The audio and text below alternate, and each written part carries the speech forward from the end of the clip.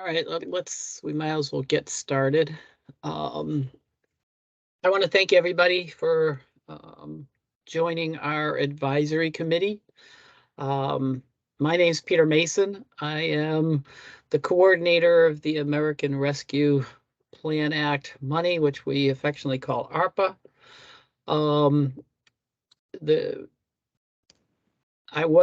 Previously I was the deputy commissioner. I retired and they brought me back to oversee the ARPA money. So I'm looking forward to this committee and working with all of you. I want to introduce Keith Lavalette, who is one of the co-chairs, and Tracy Walker, who is also a co-chair. So if you guys could just jump in, say hello, and we're going to do introductions formally more after a piece regarding public meetings. But if you guys could just say hello and introduce yourself. Hi, I'm Tracy Walker. I'm the CEO of Journey Found, and really looking forward to working with all of you. And I'm Keith Lavalette. I am the project manager for ARPA, and I've spent my career on the private sector, and now I'm on this with DDS, so it's an interesting transition for me, and I'm looking forward to working with everybody. Great. So I just want to talk a little bit about the public meeting requirements before we get into the actual meeting. The meetings of the ARPA Transformational Advisory Committee are public meetings as defined by the Connecticut Freedom of Information Act and should follow these guidelines. As this public meeting is being held virtually, it will be recorded and made available to view on the DDS website. Committee members must make a good faith effort to state their names and title, if applicable, each time they speak during the meeting. If a committee member would like to speak, please raise your hand and one of the co-chairs will acknowledge you. There is no public comment portion to this meeting. Members of the public are able to join, watch, and listen only. So I needed to map that statement. We'll probably be doing those statements each time just to make sure everybody gets the rules down. Once again, if you do speak, you please use your name first before you go on. Right now, what I want to do is I'd like to go into introductions and go around and have everybody introduce who they are. And if you're affiliated with a particular group, if you could let us know what that is. And we also would like to know what you are looking to get out of being on this committee. Why did you decide to join? And what are you looking to get out of this committee? So if we can go down the list, and I'll start with everybody. So I'll start with my co-chairs to start off. Let's start with Tracy. Do you want to just explain why you wanted to be on this committee and what are you looking forward to getting out of this? Sure. So I've always firmly believed that the best results happen when it's a good public-private partnership. And so really hoping that this can be a great example of that. And also really just wanted to be a part of moving forward and making sure that the results are good for the people we support and their loved ones and the agencies that are supporting them. Great. Keith? Yes, as I said earlier, I was in the private sector for many years, now being on the public sector, and this whole transformation piece of it is very interesting to me, and transforming the private sector. I'm hopeful that we're able to move forward in this committee, through these committees and through this whole ARPA process. Great, thank you. Okay, let's Barry. Thanks, Peter. I am Barry Simon. I'm the president and CEO at Oak Hill.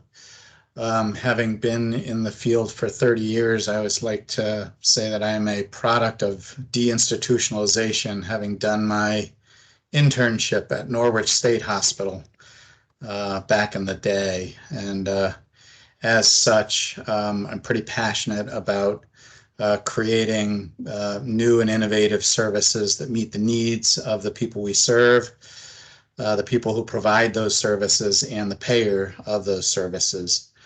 And so having been pretty involved throughout national trade associations, there's lots of innovative things that are happening throughout the country and frankly within our own state and a lot of other state departments that we can learn from and use as promising and best practice. And so I'm really excited to be a part of this committee and to be helping with bringing that to the table. Thanks, Barry. Cheryl Ellis. Good afternoon. I am Cheryl Ellis. I am the Director of Diversity, Equity, and Inclusion with the Department of Developmental Services. And I asked to join the committee because I wanted to make sure that we keep in mind the lens of diversity and inclusion as we talk about this wonderful collaboration. And so I just want to make sure that I could help us keep that lens in our forefront. Great, thanks, Cheryl. Helen Bosch.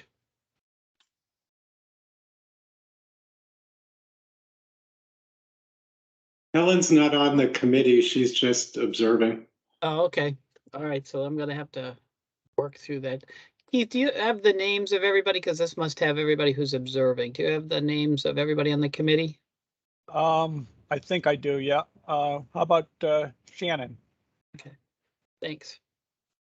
Hi, I'm Shannon Jacobino. I'm the DDS ombudsperson, and I'm excited to be here because everyone who knows me knows that I've spent the last close to 10 years of my life at the ARC Connecticut pushing for the kind of system transformation that we have an opportunity to engage in right now. I think people need to have more choice and more opportunity to have real full lives in the community, and I'm really excited to be working with everyone here to try to push us in that direction.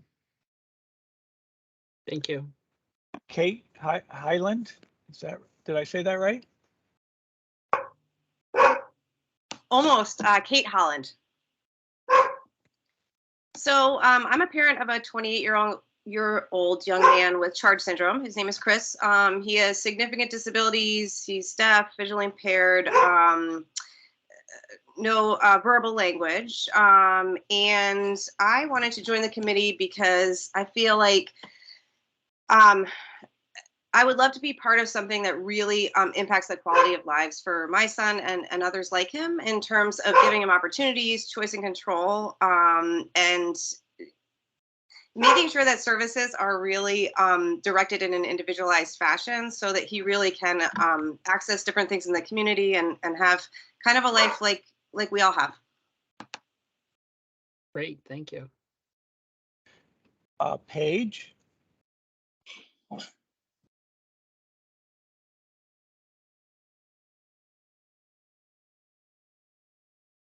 I'm Paige Librandi. I am the Self-Advocate Coordinator for the South Region and in the New Haven office.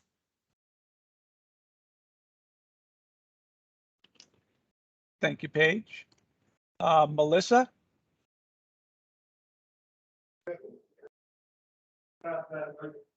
Hi there, I'm Melissa Kreml. I am the Executive Director for Connecticut Family Support Network, and I'm here really to advocate for the families that we serve and to lend their voice to any decisions that are being made. Thank you. Michael Beloff? I'm Michael Beloff. I am a parent of a 24-year-old young man with an intellectual disability and autism down here in the southwest portion of the state. I wanted to join this committee partially because I want to make sure that services for my son and children like him, especially transitioning from school district services to adult services, are funded and structured appropriately. I also wear several hats. I'm the treasurer of Ableist and have been on their board for 20 years. So I've seen how NGOs work with DDS and the substance. And on a professional level, one of my other hats, I'm a chartered special needs consultant working with families in Connecticut, but also in other states. to help manage their long-term their long-term financial planning. And seeing what families do in other states has been very interesting to see how services are different in, say, New York, New Jersey, and Massachusetts, and how we might be able to make changes in Connecticut so that kind of the best of the worlds of other states can be used here in how we design our services. All right, thanks. Brian Smith.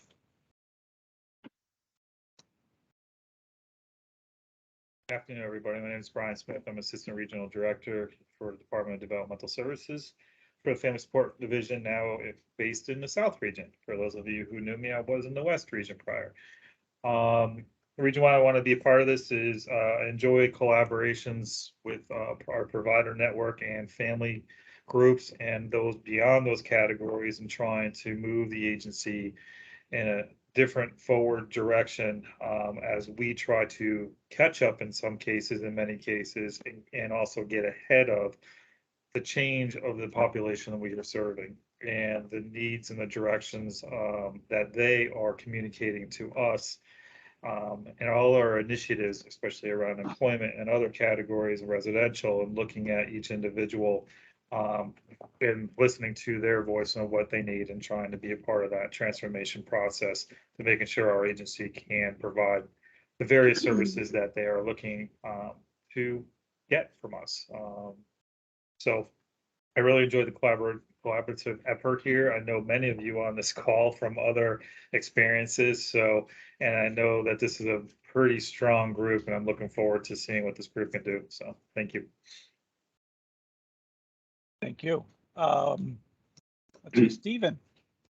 Yes, Stephen Sikolau. I'm the parent of a 35-year-old daughter who was born with significant neurological impairments. She's been in a program for the past 15 years with the Vista Life Innovations organization, where she's in an adult daycare program and also gets IHS and home supports.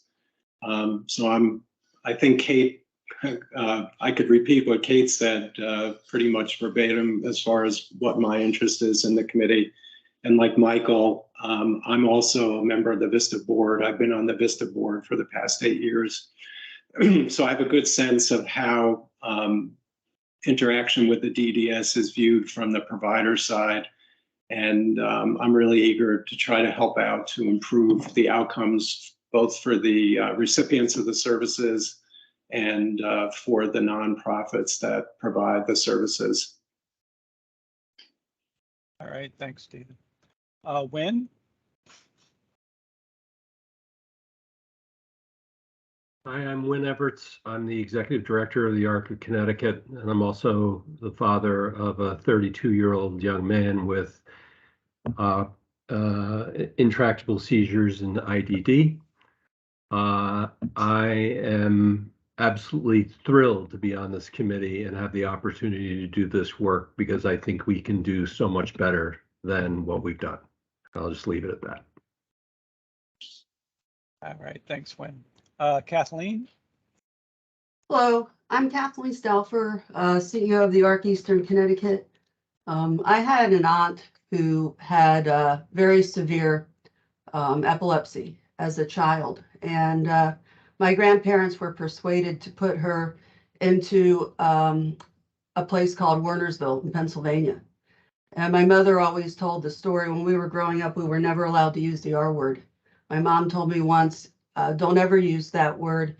I don't know what it did to my sister. I only know that that word ruined my life because I heard it used against her every day of hers.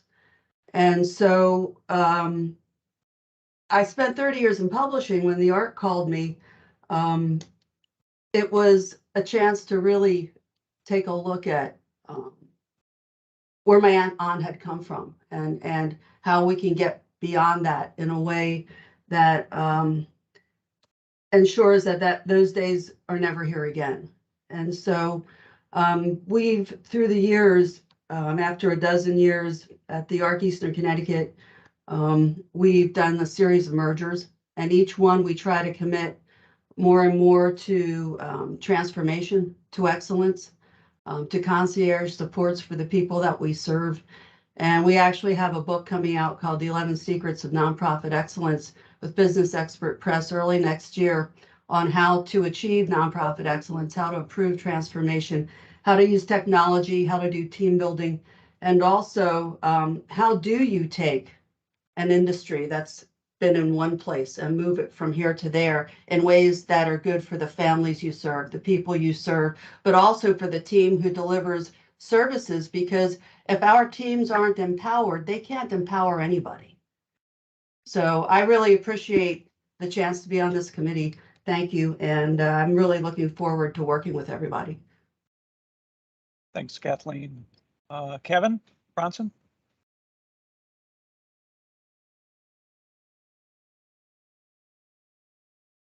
And DS, sorry, I joined a little late.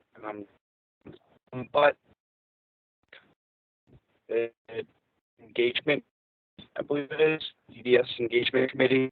And I think obviously it's important to be involved in a project like this with my job role and also my limited background in the DDS world.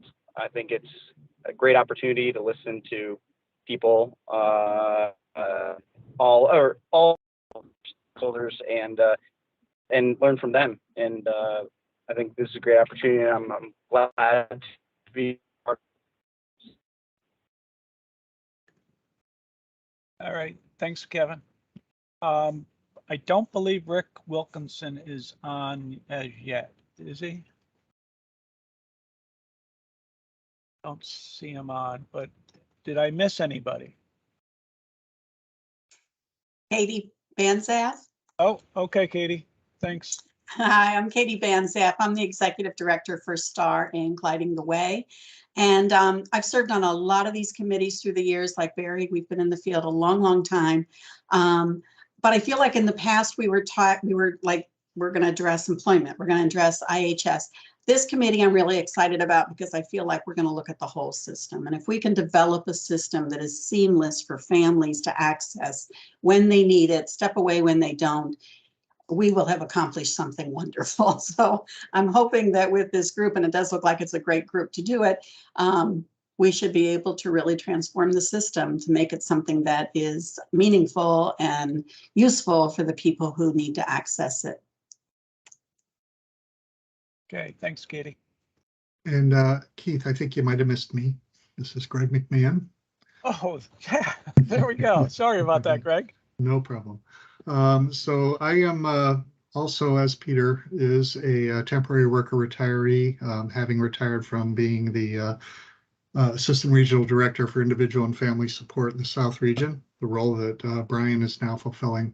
And prior to that, I was a Self-Determination Director for the South Region. My interest in this is, my whole career here has been involved in trying to move a system forward to more independence and decision making being put into the hands of individuals and families we support. So I'm looking forward to a transformational system that continues to do that and that really makes choice and independence and options available for people that we support. So I look forward very much to working with this group. I think looks to be a very good and vital group. Thanks, Greg. And my name's Peter Mason, as I said. I've been in the system over 40 years. And when I first started in an agency, it was Mark in Manchester, and I remember going into the halls of Mansfield Training School and finding individuals who could be put out into the community. It wasn't done through RFPs. It wasn't done very person-centered. It was something that money had to be spent, people had to move, and how could you do it as quickly as possible? So that was kind of my initiation into DDS. I've run a couple of agencies, one day agency and one residential agency. In the middle of it, the department started something called the Provider Council, and I was on a Provider Council and was probably one of the bigger vocal people against something that they were trying to implement, which was a rate system. And so people ended up saying the best way to stop this guy is to hire him. And so DDS hired me to oversee the rate system. And I became the director of the operational center. And then a couple of years back, I was the deputy commissioner. I've seen a lot of changes in the system, and some of them have been good and some of them not so good. And I'm hoping to figure out how we can once again look at transforming a system that wants to be bureaucratic, but tries to always keep the individual in the forefront. Sometimes it works and a lot of times it doesn't. So hopefully we'll be able to work through some of these issues and try to, in the end of it, try to look at how do we transform where we are now to a place that's more person-centered and more community-based. So I'm also, unfortunately for you, you're probably going to be subjected to me talking a lot for this meeting as we go through a lot of stuff. And at the end, we'll be getting some of your input in terms of next steps. But I think right now we need to try to give everybody a base. Everybody should have been on the meeting that we did the PowerPoint that had what we're all about here. So I just want to go into some other stuff and make sure that we're all understand where we're looking at this point.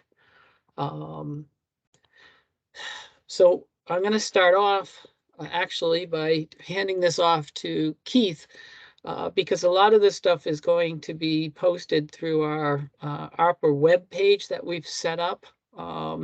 So anybody who's listening in terms of the public, all these meetings will be posted on our website. The minutes will be there. The agenda will be there. There'll be an email address that we're setting up that will be the main contact place for all the questions that people may have. And we will then try to establish a frequently asked questions piece to this so that some of those questions that become routine, we can have it and people can read about it, and other stuff we can then directly respond. So I'm gonna share my screen. Oh, I just looks did, like Peter. Keith. Okay, go ahead. You take it away, Keith. All right. If you have not had a chance to get on the website, this is just a brief overview of what you need to do. But if you go to the DDS website, if you look where the blue arrow is, there's a ARPA initiative. If you click on that, it'll bring you to this page. And it's the American Rescue Plan Act of 2021. It gives a little information about the whole ARPA plan. And if you keep scrolling down, it brings you to the ARPA Advisory Transformation Committee. If you click on the agenda, minutes, and public meeting information, it'll bring you to the meeting schedule, the times. This is an older post, but the agenda is up on the new post. You would just click on the agenda, the meeting invite will be there. And then after the meetings, all the videos will be posted online too. Thank you, Keith. So as we said, there's 3 co-chairs, there's Keith, myself, and Tracy. We'll be rotating as to who's going to be emceeing the meeting. So I've got the first one, which is probably going to be the more tedious one as we go through this stuff. So bear with me as I go through this. If anybody has any questions, please raise your hand out of the chat box, I think it is. I think if you go under more, there should be one about raising your hand. And so that we can try to keep this on track. We're looking for everybody's opinion, and so I don't want to squash that. And remember, once you talk, make sure you remember to tell your name. And in case I forgot, I already did this time. This is Peter Mason again. Okay, so why are we here? Well, we're here because of the American Rescue Plan Act. I'm not going to go into the specifics as before, but I do want to go into some piece to this so that people understand our system. Because a part of the bill and the provision is to address workforce stability for providers of Medicaid services. And an additional component was to fund initiatives that will look to transform the system. The way this came about is that DDS receives 50 cents for every dollar it spends on supports to individuals with intellectual disabilities. This equals to just a little less than 50% of the DDS budget. And it's all funded through the Center for Medicare and Medicaid Services, which we call CMS. The legislation allowed states to receive an additional 10% match for everything all the services that we billed for from April 1st, 2020 to March 31st, 2021. Trying to remember. Yep. And so that money then was put aside. And we then worked with our sister agency, DSS and OPM, to figure out what money we had, what money was in our budget, what money would be able to be put into next year's budget, so that we could maximize the amount of money that we received from CMS. Since providers provide close to probably 90% of the residential supports and almost 100% of the day supports, the plan that was approved by CMS is centered mostly around the provider. This is where the department felt the funds could have the greatest impact. The idea is if we assist the providers to expand the non-congregate residential and day settings, it would give individuals a greater choice in the options they have. Now, saying all that, while the funding may be provider-centered, it's critical that we, the committee, DDS, everybody, needs to make sure that we're maintaining that the individual's choice, the individual maintains their choice on where they want to live and what supports that they want. So we need to make sure that we're working collaboratively, all of us together, individuals, providers, and DDS, so that the services that we're developing are more community-based, more independent, but also based on people's choice. I also want to make sure that we highlight that this is a once-in-a-generation opportunity, and that we need to look, how do we maximize this? As with most things, nothing is simple. Providers are feeling the effects of the labor shortage. I have heard a number of times feedback from providers that they just don't have the staff to do this initiative. And I wish we could put this off, but we can't. Unfortunately, there's little room in terms of moving forward with this initiative. And in order to access this once-in-a-lifetime funding, we need to encourage all providers to work with the department to help transform the system. We understand that it's the labor shortage and all that. And I think, we all on this committee need to make sure that we understand, but that doesn't mean that we can just sit back and say, okay, we can't do it now. We have to take the initiative. We need to make sure that we're moving forward so that we can access the additional funds to help us develop and transform the system to more community-based options for people. So what it is that we want to accomplish. And we've developed some, what we consider pretty aggressive goals. We're looking at 100 individuals moving out of a congregate setting into a non-congregate setting. And the same with day, moving 200 people into non-congregate day programs. And we feel that, you know, if we can do that, that's going to start the ball rolling in terms of providing more options for individuals. In the past, the CLA was the major option, and it was that everybody looked towards as the gold standard. We're looking at, you know, how do we start shifting that thought that people can live on their own with supports and with assistive technology technology to help them achieve their goal of independence and more freedom in the community.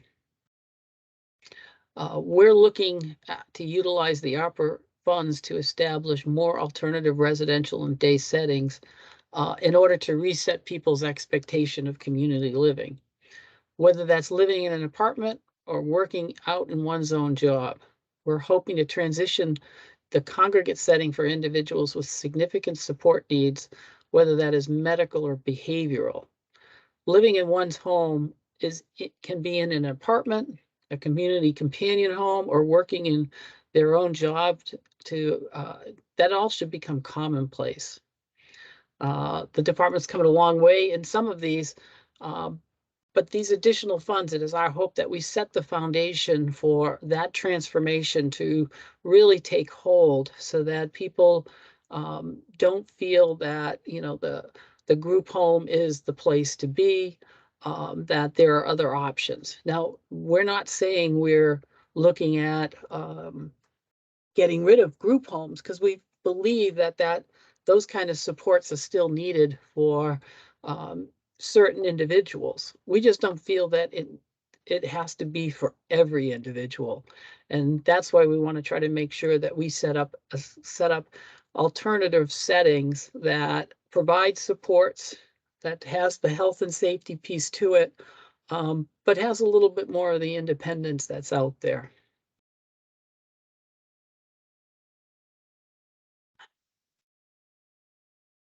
So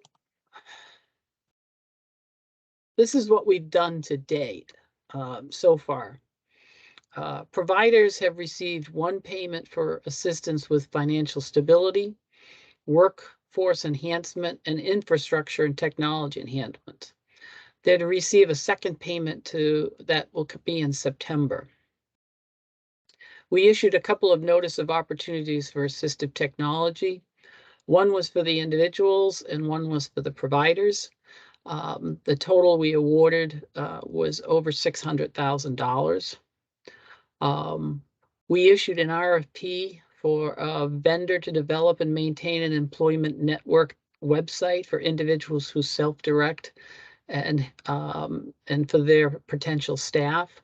We're in the final interview of today, and we're hoping to get that up and running in the fall. We had a minimal website for this, and what we're looking at doing is enhancing this to make it much more interactive and more beneficial to the people who are looking to self-direct their supports. And lastly, we issued an RFP for a consultant to assist with the transformation and communications regarding the Transformation Initiative. We're looking at these will be in place sometime in September. We received the bids. We're ready to send the recommendations to the commissioner. We believe that using these funds, we're hopefully to have a consultant that will help providers with helping in their transformation plans that they can help move the system as well. And the communication consultant is helping DDS to make sure that we're communicating to everybody in the system. So oftentimes we communicated to the people that it directly affects, but there's other people that if they had known about it, could have helped or assisted in moving an initiative forward. And the last part to this is the biggest factor of everything is time. Time is our biggest enemy. And while CMS extended the deadline until March 2025, DDS needs to work within the administration approved budget plan. And what that means is that we only have approval for these funds for FY23 and FY24. Even though we know we can spend the additional money in 2025 through CMS, that does not mean that our legislators will approve that. That's still 2-3 years away.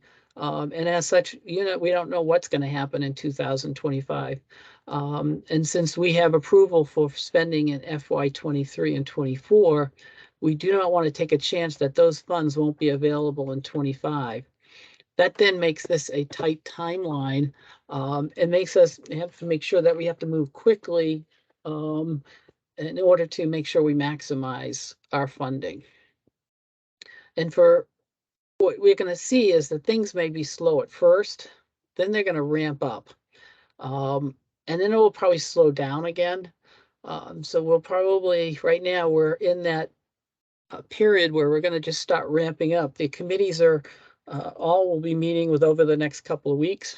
We'll start seeing the incentives being finalized and moving that out to so that people can see what that is. We'll have the consultants on board who will then start assisting DDS and the providers in terms of what transformation is, how to do that. And then that's going to cause issues to arise that we'll need to figure out how to deal with. One of the things is the incentives once we get that out. Then also develop what this template of a transition plan looks like, how that's going to work.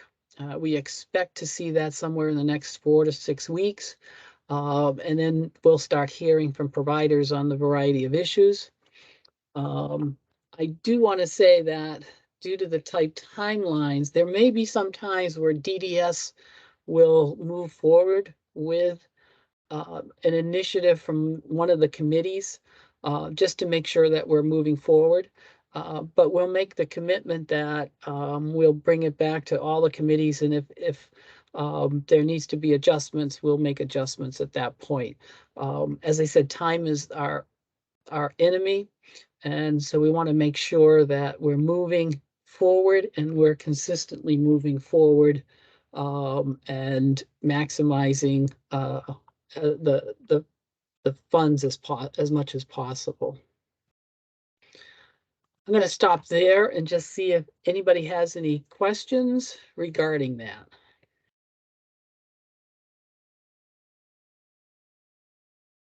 Okay, if not, I'll continue. So Peter, actually, I do have a question. Barry from Oak Hill.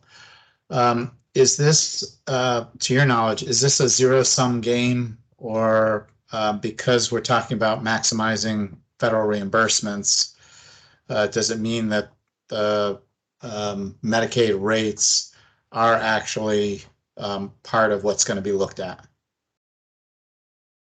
Well, yeah, I'm glad you asked that question. The money that, I'll start off with, everything can be looked at.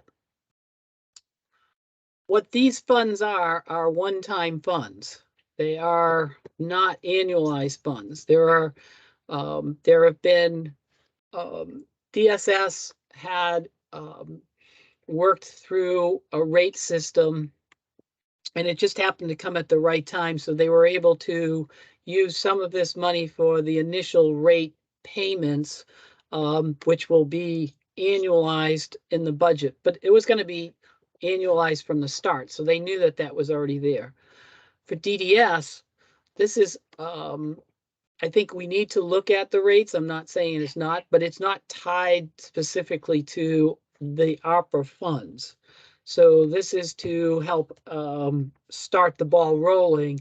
And if we're looking at how do we sustain this, this is what we need to do to sustain it. That's the discussion that will be had. But these can't be used for rates that will be annualized unless we've already given OPM a heads up that that's what we were doing.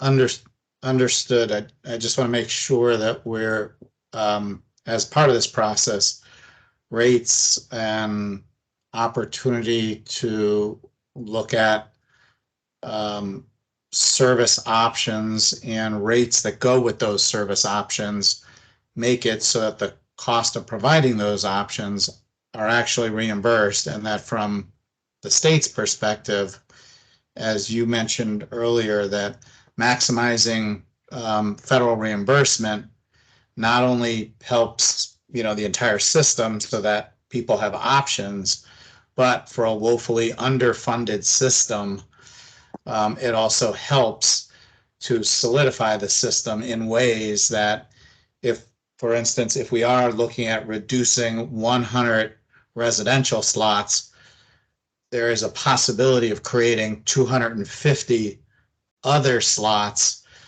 as long as the rates are able to truly support whatever we're creating. Mm-hmm. And so I just want to make sure that this isn't a zero-sum game from the start, that Medicaid, DSS Medicaid is actually being consulted such that we have flexibility to be creative, because none of this works if you can't pay for it. Right. And I think, one of the things that we're going to make sure that we see is that as part of the transformation plan, one of the pieces in there is going to be sustainability. Another piece that's going to be is a gap analysis. So if you're looking at moving people from a group home to IHS, what is it you need to, what does your agency need to get from A to Z? What supports are needed?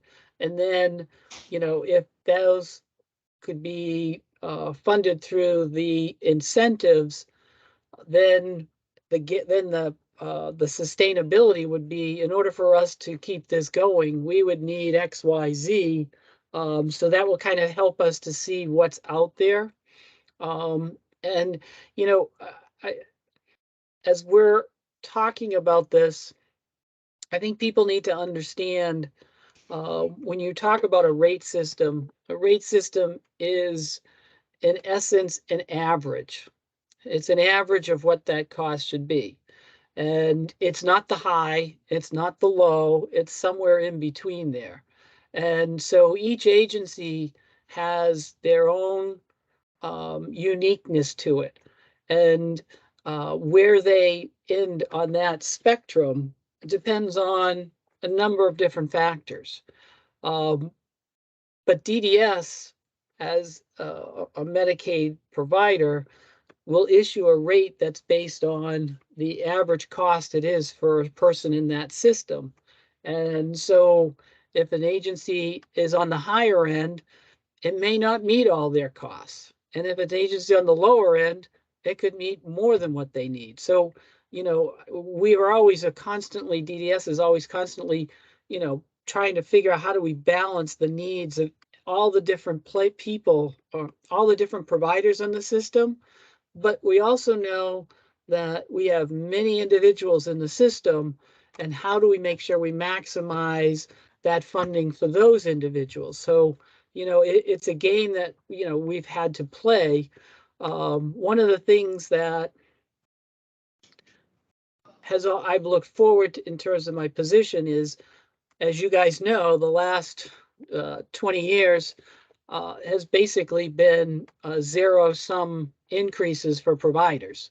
And, we've had horrible budget years where we've had to mix, match, change, adjust, cut, and work with very little extra money. The reason this attracted me is the first time I'm going to be able to give out money to providers. So this kind of makes me happy in terms of that. But that still doesn't mean my job's completely done, because I know there's a sustainability that needs to be factored in. Peter, Michael has a question. So, and I guess I have a couple of little things that will add up. The first is, I know that there's a residential committee, there's a day services committee, there's an information committee.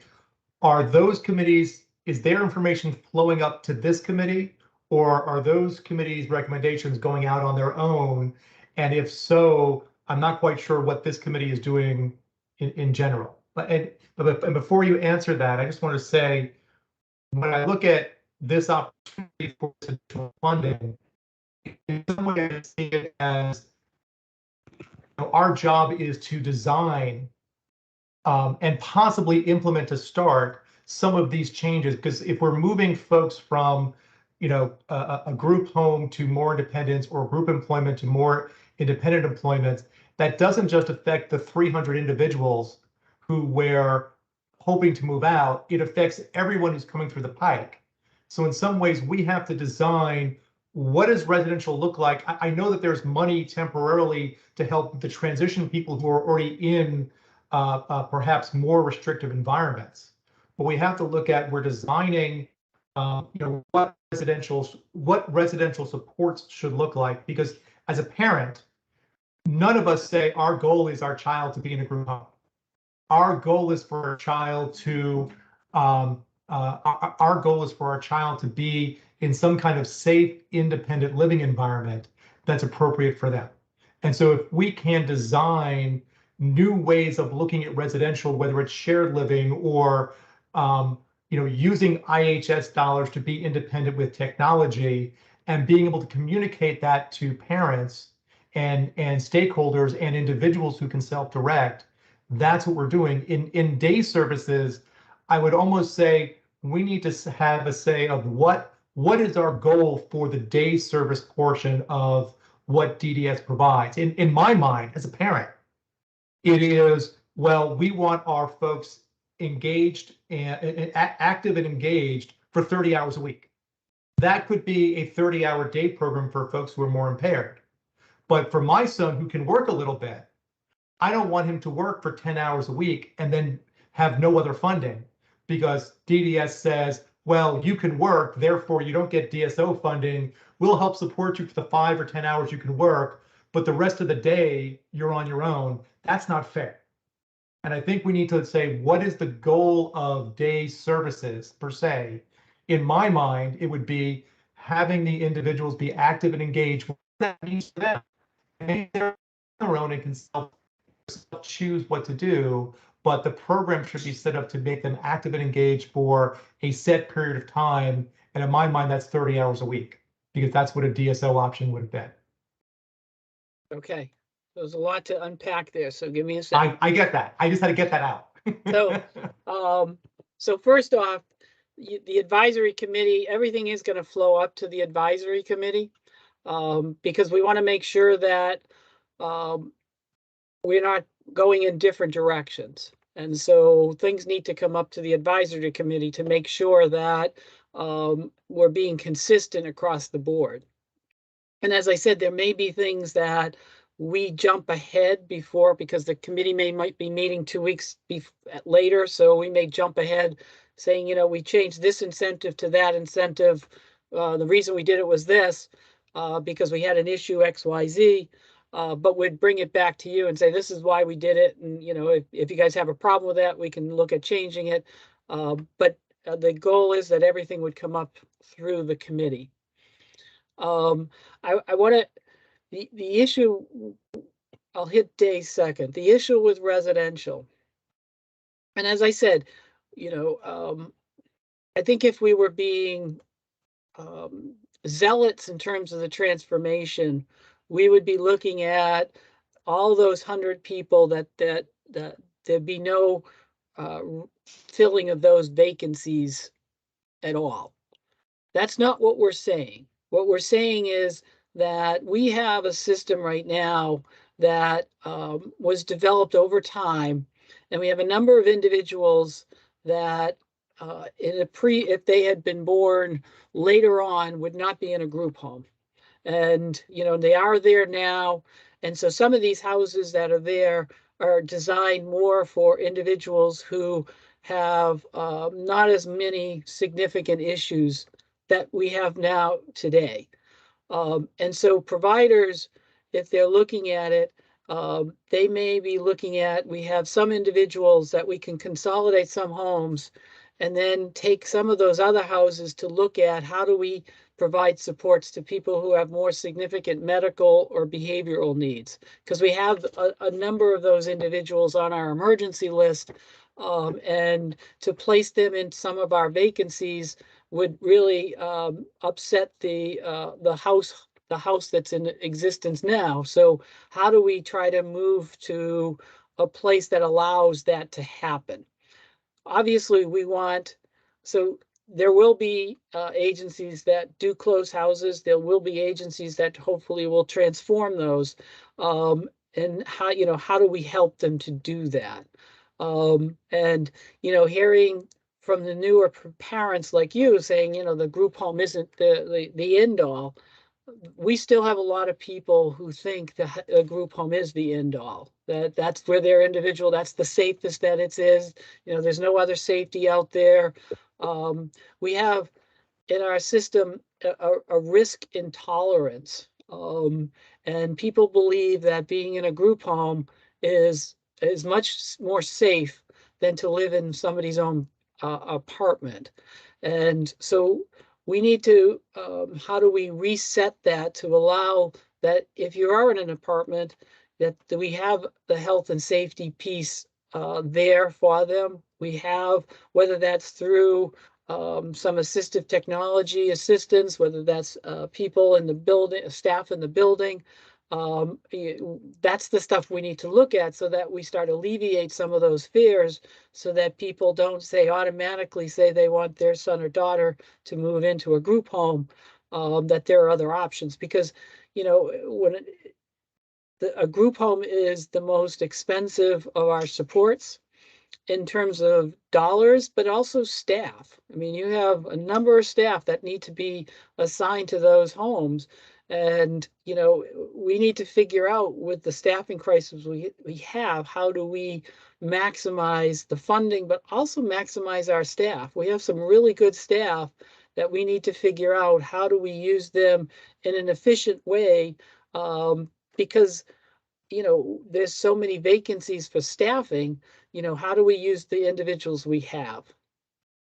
And lastly, about day, and I think we're working through a couple processes that we're trying to merge. One, we had a survey done by our Supported Employment Leadership Network. We affectionately call it CELN, who did a study on our day program. And they have a number of recommendations. We have this working committee that's going to be working closely with them to come up with how do we look at transforming the day program. And I think you're right in terms of individuals who have been in, who go into a job, and then the amount of money that they receive doesn't match the 30 hours if they were in a DSO. I think it's a disincentive, and we need to figure out what that means in terms of you come into the system and you get X amount of dollars, and those dollars can be used as you see fit. So if you get 10 hours here, then there's 20 hours that you then have to provide additional supports someplace else, so that we're not taking away the incentive of working in the community. And we're trying to figure out how do we maximize individuals going out in the community. What we found And I think if we look at it, there's a number of people who have dual programs. So they have some they have some of their time is in an individual placement in their own job, and then you have some that are in a GSE. And I think they did that intentionally because they didn't want to lose the hours. And so now we have to figure out how do we fix that situation. And we understand that that's going to be some additional dollars on our end. So we have to figure out how to handle that. But those are some of the options that we would think that the day committee would be looking at as to how do we handle that. And I think, from my standpoint as a parent in the system, it's, well, with Elan, you get a certain budget. If I'm using some of that for employment support, for someone who can have a job like that, maybe agencies can provide activities where those dollars can be combined with other people's dollars where they're going to the gym together and things like that. I think from a residential standpoint, again, this is kind of my overtop view. We want to look to what are the supports the individual needs. You need one-on-one, one-on-two, one-on-three, and in some ways that dictates the setting that makes the most sense for them. Especially if it's 1.5 to 2, or in terms of staff, that might lead someone to more of a group home environment where resources can be leveraged. You can have 2 staff for 3 folks. If it's less supports, that may lead to a less restrictive environment. Obviously, we're going to get the pieces from the subcommittees, but again, those are my kind of first blush thoughts. Well, and I learned long ago that you can't judge where somebody will thrive. And assuming because somebody's in a 1.5 to 1 to 2.5 that they can't thrive in an independent setting, I've learned you can't do that. I mean, there are people that don't like staff, and so they may be 1-to-1s only because they don't like staff, and so every time you put them with staff, they end up with a behavior. We have a provider who's the co-chair of the residential committee, Pam Fields, and she had an individual who was a 1-to-1 who's now living on his own. And the reason he was on his own is because he didn't want other people around him.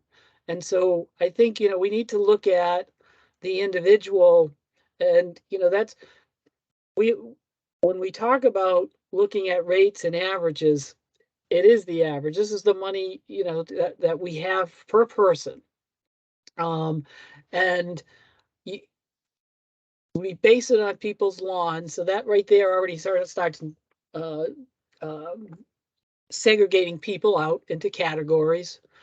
So our system segregates it out, but where we need to look at how do we look at the individual in those systems and what's the best for them, and not assume that they can or cannot be in one setting versus the other. And so I just want to make sure I said that, because it's one of my pet peeves is that we assume something that I don't know the answer to. Steve Lavalette, BDS. Just a reminder, if you have a question, if you can please state your name. And we have 2 more questions. I think Barry is next again. So I'll pass to Stephen first. I had a chance to speak, but I did want to comment on something that Michael and Peter said. Okay, Stephen. Stephen Siegelau. I wanted to ask Peter to what extent the DDS has been out visiting the various nonprofits and agencies and learning what they're doing in terms of creative new things, cutting edge things, as far as their programming. And if that hasn't been going on, isn't that an important part of information gathering to see what the agencies are actually doing? Well, and as you know, Steve, we're broken into regions, and the regions have contract people, and those contract people should be going out and visiting all the different places. I know the regional directors and the assistant regional directors who do that all the time. I haven't done that in a long time, you know, and I guess I could, but it just, you know, my time is so short because I'm a retiree, so I have to maximize my time. But you know, we could look at how the regions are doing that, and you know, as I said, we break things more to the regions because they'll be much more in tune with the providers in their region. Okay, I think it's important because I think some of the nonprofits, certainly the nonprofit that takes care of my daughter, they've come up with some really great ideas and great programming that the DDS should really take a close look at to possibly enhance what we're doing, and maybe some of the solutions are already out there. Thank you.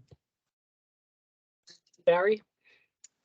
Yep. So I guess following up on Stephen's point, I do want to reiterate, and I think I've said this before, that, you know, having been at this for 30 years and having been in the DEMIS system, you know, DEMIS did this exact same exercise 20 years ago and really flipped the paradigm where it was all about creating a continuum of care options so that people could move easily from one level of care to another level of care, kind of figuring out what works best. And certainly over time, people gain skills and become more independent, or because of their medical conditions, will lose independence. And so their ability to transition, you know, throughout the system in ways that allow them to be getting the right care at the right time is important. And so, you know, Peter, to your point, I have seen over and over again throughout my career, people who, you know, were thought to not be able to be independent, be very successful, and people who were thought to be able to be very independent needed more services, and nobody saw that coming. And so to that end, having a system that responds in ways that allows that to happen is going to be important to what we are putting together. And so I want to make sure, as Stephen was saying, there are many options that are already in practice in other parts of the state that could be replicated to build the continuum of care options here. But we can only be creative as we can be paid in order to do the service. And so if we can't get paid for doing something really creative that works, it's not going to happen. So that's why I was saying earlier, we really got to be able to pay attention to payment options as well to make sure that, you know, throughout the system, one service, one rate is absolutely appropriate. And I think all providers can live with that, but it's creating a fair rate that all the system gets paid for doing that service. Not one part of the system gets paid one rate, another part of the system gets paid another rate. That's not a level, you know, playing field.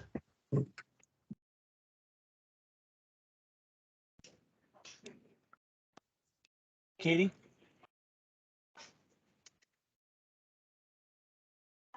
Katie, you're on mute. Sorry, sorry, Katie Banzaf. I completely agree with all that's been said, but I'd also like to add that I'm hoping that this committee can have influence on the systems in general as well, because Barry, I agree with you. We need the dollars, there's no question, but we also need to get some of the non-dollar barriers out of the way, some of the regulations. Peter, you mentioned it, the risk adverse. You know, our system is very, you know, don't take any risks. And Michael, to your point, is if you have somebody who has one-to-one support, right now, our staff are terrified not to have that one-to-one because, God forbid, somebody come in and we get cited for not complying with the exact ratios. I mean, we're always looking at ratios. And it concerns me that, you know, what Pam did was fabulous. How she did it, working through the ratios of the day or the funding of the day, is something I'm going to have a conversation with her about. But I think that we have to look at all the all those other pieces that hinder people from being able to be creative and take risks and try new things. So as much as I know licensing regulations are tough in legislation, but there was a time when we had more flexibility, and if we could figure out how to get back to that, I think we would have more success. I can't agree more with you. And I know the less license settings we have, the easier that's said and done. So, you know, that's one of the things we can look at. Paige, I think I see you go on and off. I'm not too sure. Is there something you would like to say?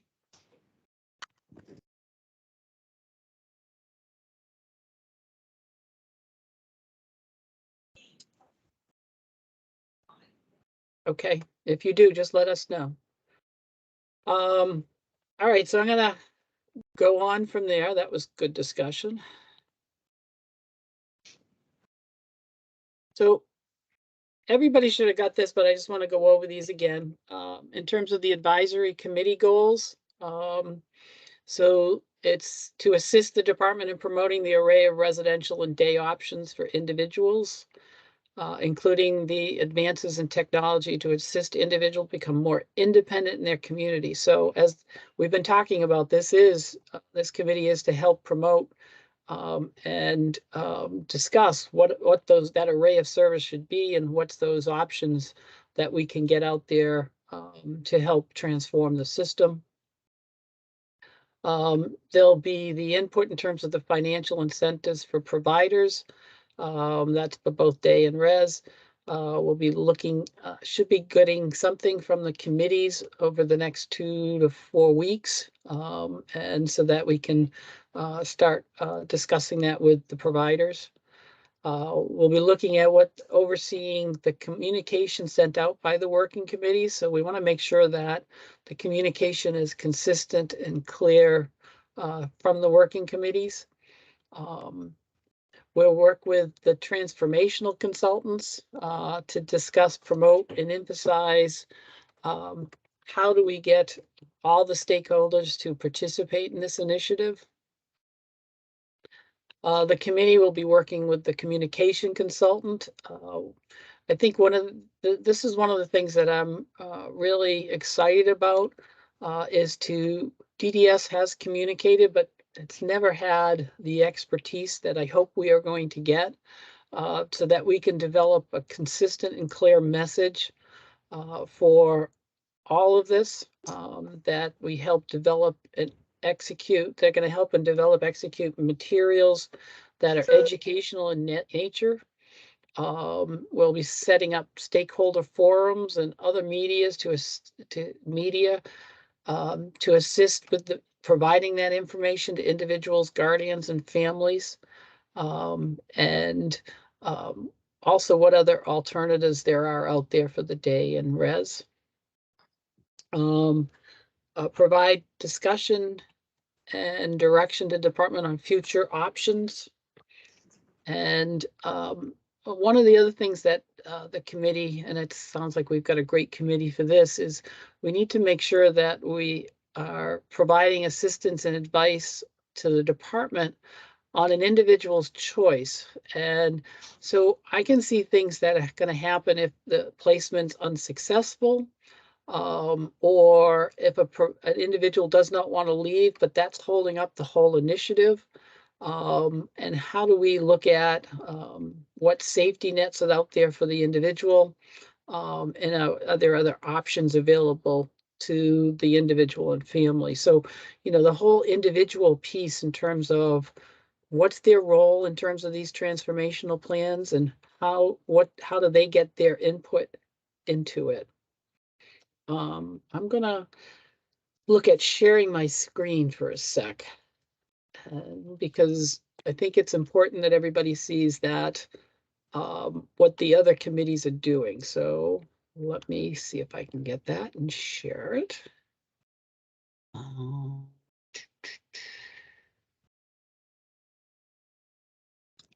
Okay, let me know if everybody can see that.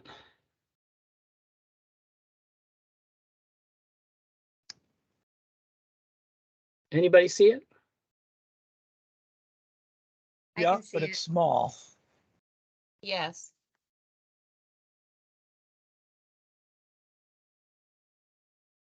Much Is better. that better?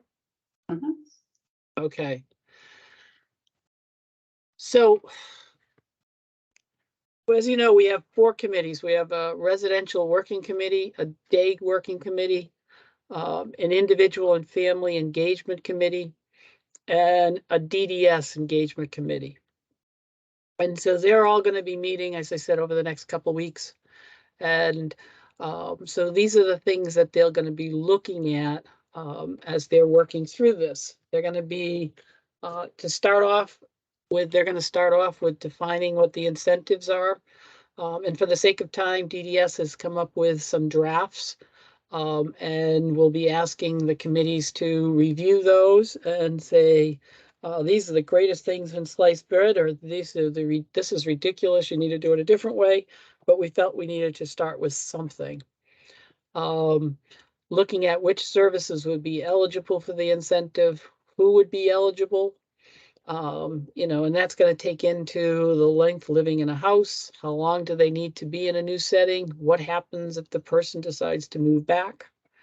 They'll be looking at the transformational plans once the incentives are done in terms of stakeholder input, how to deal with individuals and family and support persons not willing to move. How do we deal with that? They'll be looking at communication, to work with the consultants on a message regarding transformation, educating on alternative supports, the incentives, transitional plans. And then the other issues is actually, what are all the different, I should have put that in there, all the different alternatives that are out there. What other options are available. We have an issue specifically with the residential in terms of homes that have a mortgage that have been provided by the Connecticut Housing Finance Authority. And the issue is that those houses, as part of the mortgage, have to stay as a licensed group home for 30 years, which could interfere with some people's plans. So I've started some preliminary conversations with CHFA, and we need to figure out how to resolve that. Another issue that's going to come up is the room and board piece, and for people to be aware of, that DDS for a group home pays only the supports of the house. The house fixed costs, so the mortgage and the mortgage of it, the maintenance, the repair, the food, all that stuff is paid through by DSS. So we're started working with our DSS partners in terms of how do we make sure that the room and board piece is more flexible. So if a provider is looking at transitioning a house from, there's 4 people now and they actually want to close it, how do we make sure that the provider stability is there as the home goes from 4 individuals to 3 individuals to 2 individuals to 1 individuals? So we're working with that. And one of the other side issues has to do with, we have homes which are called intermediary care facilities. They're much more intensive homes than a regular group home. And these homes are actually paid through by DSS. DDS license the home, and they refer individuals to the home, but the funding is through DSS. So as such, they're not part of our waiver initiative. But I know there may be some issues that come up as how do we incorporate them into the plans, so we started working with DSS on that. That's the residential piece to it. Once again, in terms of the day committee, it's all about the beginning. It's all about the incentives. What's the length of the participating day program? How long in the setting? What happens if the person goes back? We'll be looking at the transition plans in terms of stakeholder input, how to deal with family individual supports not willing to move, the communication of it, and other issues. you know, the overarching thing is the transformative piece in terms of, you know, what's the system, how can it look? That we'll get into. But these are some of the specifics that we'll be seeing over the next month to start with. And then the other two committees is the engagement committee, and these probably will ramp up more in a little lag time, because as we start to try to get all these pieces together. But in the meantime, you know, when we're looking at the family engagement, we're looking at how do we communicate the best way for individuals and families? How do we get that out there? What's the best format to communicate with families? One of our issues that we have is we don't have a set email address database. The issue with that has always been trying to keep up with people's changing email addresses, which change constantly. And we never had a mechanism to work through that in terms of making sure that the addresses kept up to date. And that's one of the things that we hope that the individual and family engagement will jump into, is how do we do that so that we have a way to communicate with families and individuals on a regular basis. They'll be working with the consultant on messaging as well, looking at how do we educate individuals and families. We've been doing a series at this point of alternative supports. It's usually the last Tuesday of the month. I think it's going on right now. Last month we did on supportive housing. This month they're working on individualized home supports, and they'll have another couple months. They'll have other series that they're doing. How do we do more of that and make sure that individuals and families see that, so that we can educate them on all the different options that are out there? How do we make sure that people understand what we're doing in terms of the transformational initiative, and how is that communicated? We need to inform individuals and families on the process, who's eligible for the incentives and all that stuff. Information on what an individual family support person can do if they're not willing to move, and any other issues that the committee can determine in terms of engagement with families and individuals. And our last committee is engaging with DDS staff. Now that may sound simple, and DDS has done, we communicate stuff, but we maybe not always do a best job at it. We're not communication specialists. We try to communicate to our staff as best we can, but sometimes it doesn't hit the right message, or it's not said in the way that needs to be said. And so this committee is going to make sure that all DDS staff understand that we are looking at transforming the system. What does that mean to them? What does that mean to the system? And once again, how do we communicate that to them? What's the best format? We're just now, and I don't know if you can believe this or not, but we're just now getting all direct care staff their own email address. Previous to that, direct care staff did not have a state email address. There was no system to do that. There was no way of communicate with them. And so everything had to go through their supervisors. They'll be working with the communication consultants as well. We're making sure that everybody knows what all the different alternatives and day supports are. Even if those that are in the office, that they in office work, that they understand these are the different options, that it's not just a group home and it's not just, you know, living on their own, but there are all these different pieces in between. Let them know what the transformational initiative is, and other issues that we just mentioned. So I wanted to bring that up just so that you guys can see what the other committees are looking at, and we can send this out to all committee members so that they can see this and have that with them. So all these issues as we look, trying to, I think a big piece, as you can tell, communication is going to be a real big piece to this.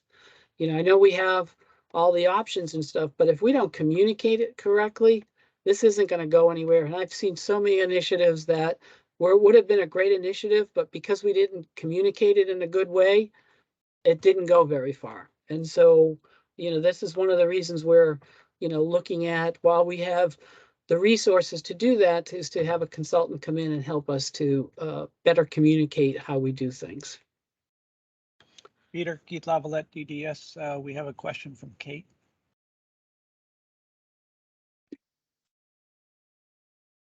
Hi, this is Kate Holland. I didn't hear it in one of the goals, but I'm hoping, and I think it would be important that once we kind of establish the proposed changes and ideas, if they are agreed upon, I'm wondering if there will be some sort of system or method to kind of monitor the fidelity of implementation across with residential, with day and employment, things like that. Because it feels like right now the only way to monitor that fidelity of implementation is through like fire codes, occurrences of deaths, things like that, rather than really looking at individualized quality of life issues, outcomes, those things that are important to each individual. No, that's a great point. And, for us to get into what that data analysis would look like, what would those points look like, would be very helpful for DDS. What is it that, we would consider to be a successful placement? As we're looking at DDS, will see it because they'll have case manager. Oh, the person's happy. Well, what does happy mean? And so, what those data points would be, fantastic.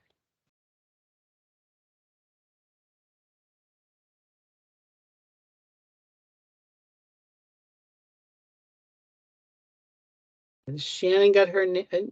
Oh, Shannon, are you there? I am. Can you hear me? I can. Yep. Okay, this is Shannon Jacobino, the DDS Ombuds person. Just piggybacking on Kate's point, I think it's also important to talk about how to help families make informed decisions about providers. So having that information available to families about,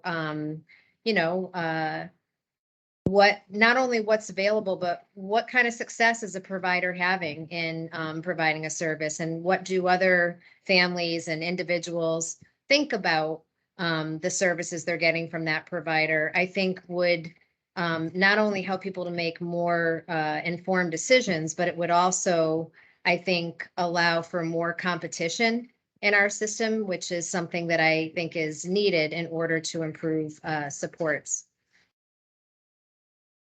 I think, Shannon, I think that's an excellent idea.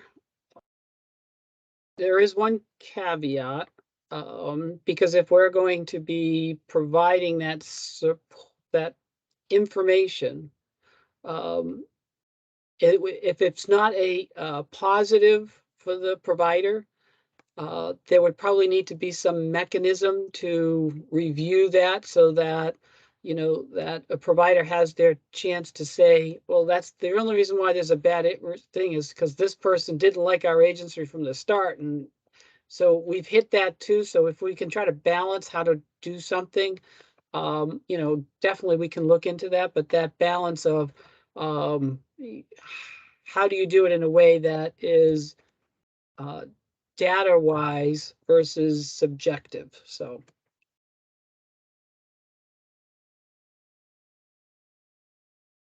we have 5 minutes, so I'm gonna get to the last piece here because I need to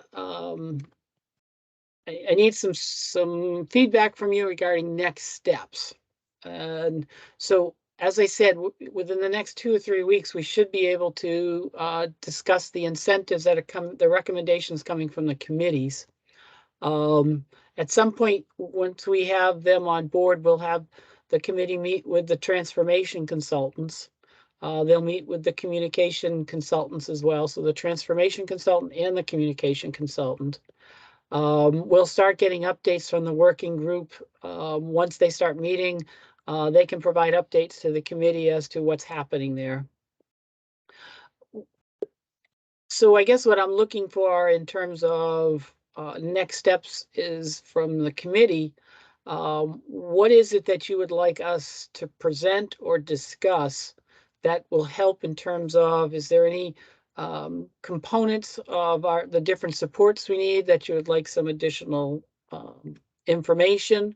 Like I look at residential, we have the self-direction, we have remote supports, cluster supports, supportive housing, IHS, CCH, CLA, and CRS. These are all the acronyms.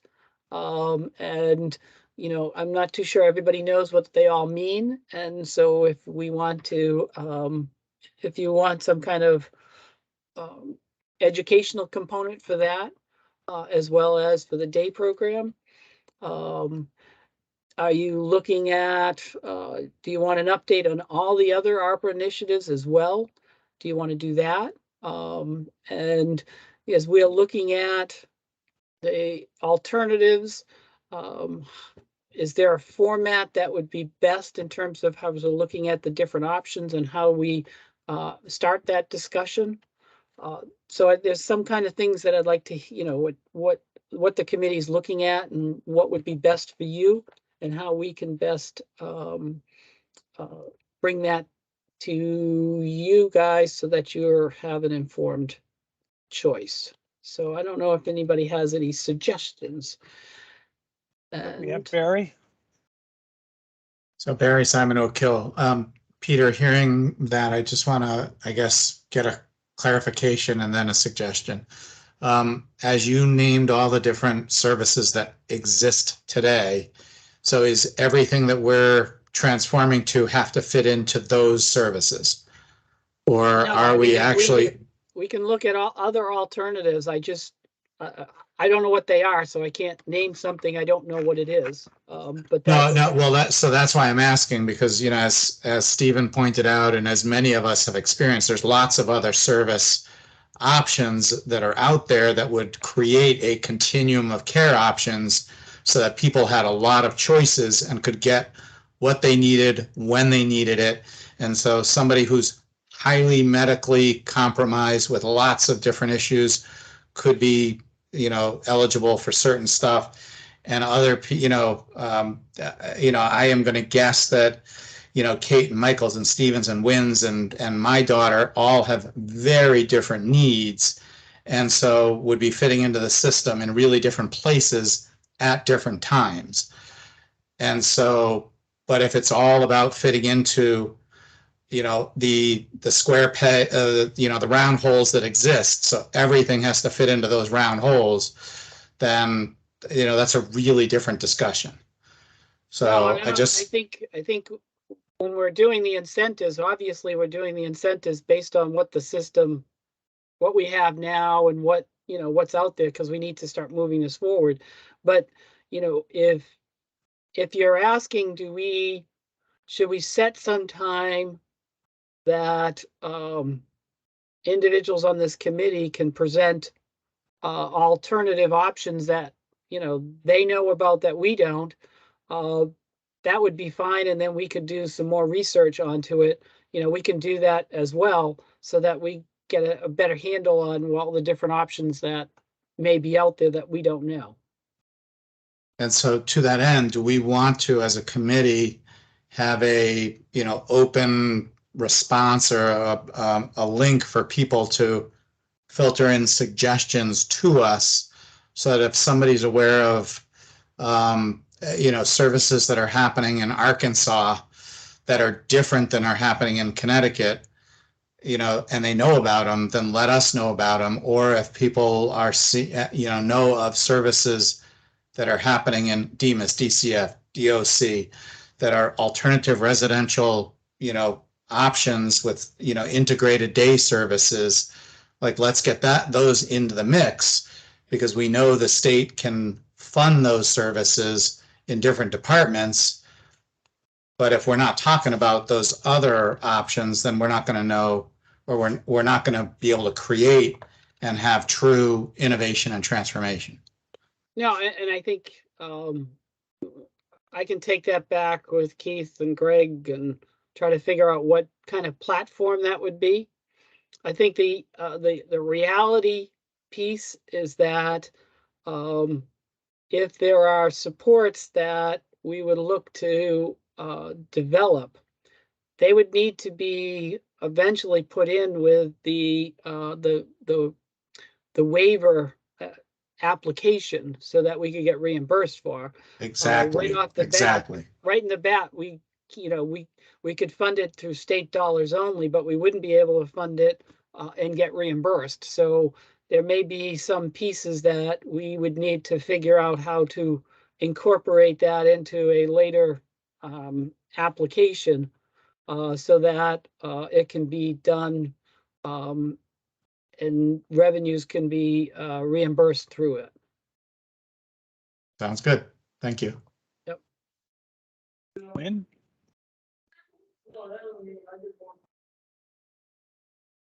I'm sort of along the same lines as Barry. I mean, I think that learning what else is around in the rest of the states is a really important thing to do.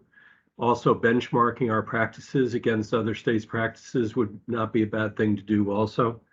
You know, we have a workforce crisis on our hands.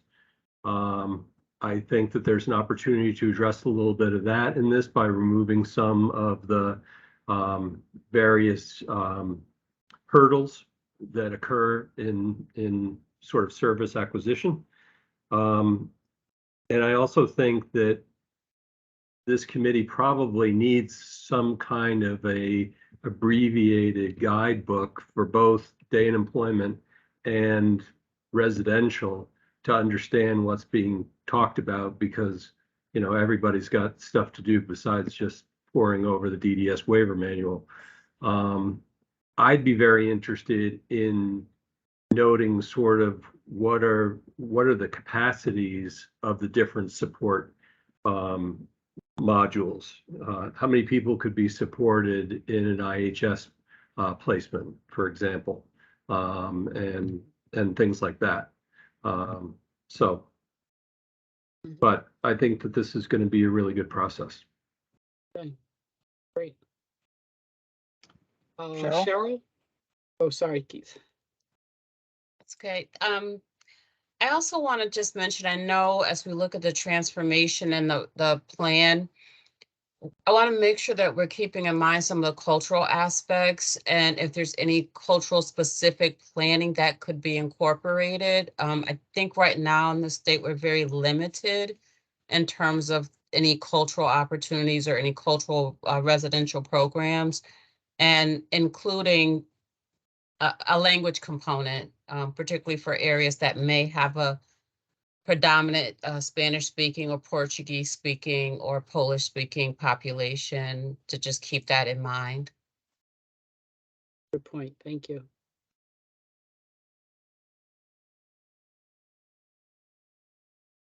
That's it on the questions, Peter.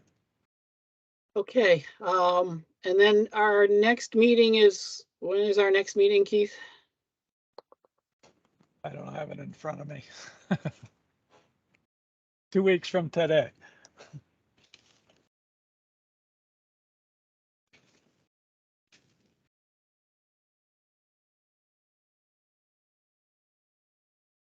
Two weeks from today? Yes. Okay. Okay, everybody should have my email address. If you don't, let me give it to you. It's peter.mason@ct.gov. If you have anything you want to talk or discuss, you can send it to me or Tracy. Tracy, what's your email address? Just twalker@journeyfound.org. Okay, or Keith, your address? It's Keith.Lavalette, LAVALETTE @ct.gov. So just let us know in between that. What we'll try to do is get out, I'll get out the goals that we going over regarding the working committees. And if you, we'll discuss about what platform we could use that we could share, that people can share information on. I'm not too sure how that works, being the state and all that, and security piece, the security to it, so we can take a look. And I think that's it for today. Hopefully the next meeting will be a little bit more interactive than me talking. And I'm looking forward to this. This should be a spirited committee.